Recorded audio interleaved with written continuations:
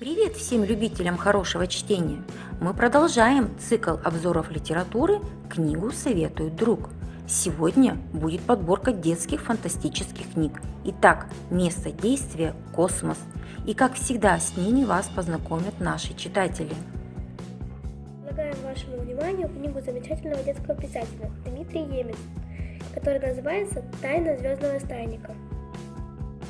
Если, вопреки запрету родителей, ты самовольно решил присоединиться к космической экспедиции, то уж будь уверен, тебя ждут серьезные неприятности. Так случилось с Андреем и его другом роботом Баюном.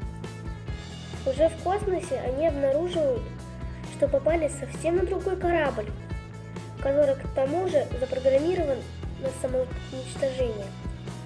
Горе-путешественникам удалось избежать страшной гибели. Но они попадают в лапы к жестокому космическому пирату, получеловеку, полукиборгу, Кроксу. Эта книга подойдет для тех, кто только начинает свои похождения в мир литературы с поджанром юмористическая фантастика. Итак, Дмитрий Александрович Емец родился в 1974 году в городе Запорожье, Украина. Его раннее детство прошло на Камчатке, куда уехали работать родители. Отец метеоролог, мать журналист. Затем семья переехала в Москву, где Дмитрий учился в английской спецшколе. Дмитрий рос в окружении книг, много читал и рано начал писать. Уже в 20 лет он опубликовал свою первую книгу «Дракончик пыхает», а в 22 года стал самым молодым членом Союза писателей. После окончания филологического факультета МГУ и аспирантуры Дмитрий Емец остался работать на кафедре русской литературы. Широкую известность автору принесла серия пародийных книг от Тани Гроттер.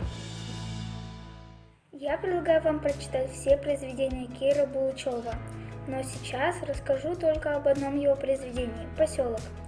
Книга «Поселок» о крушении земного корабля на необитаемой планете, где день длиннее на 2 часа, а год длится больше 1000 дней. Экипаж вынужден покинуть корабль, потому что разрушенный при крушении реактор создал опасный уровень радиации. Спустившись с холодных гор к лесу, они основали поселок, и 76 человек путешествие перенесло 40. Спустя 17 земных лет из 40 выживших в живых осталось 12 взрослых, но за это время в поселке родилось 13 детей. Болезни, опасные животные и растения, негостеприимные планеты собрали свои дани с колонистов. Малочисленной колонии, не имеющей связи с остальным человечеством, грозит неминуемая деградация и вымирание.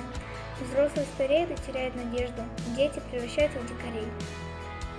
Некоторые уже не верят в историю о далекой и недосягаемой Земле, но всегда находятся те, кто пойдет вперед, несмотря на препятствия, и поведут за собой других.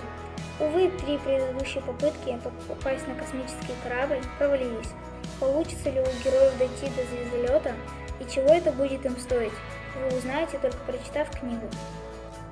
Его родители начали свою деятельность с рабочих профессий, но впоследствии папа стал профессором, доктором юридических наук, а мама в 1930-е годы служила комендантом Шлиссельбургской крепости, а во время войны работала начальником авиадесантной школы в городе Чистополь. Игорь Всеволодович Можейко – таково настоящее имя Киры Булычева. Родился в 1934 году в Москве. Свое настоящее имя писатель сохранял в тайне до 1982 года, поскольку полагал, что руководство Институтом востоковедения, где он работал, не посчитает фантастику серьезным занятием, а потому опасался, что после раскрытия его псевдонима его уволят.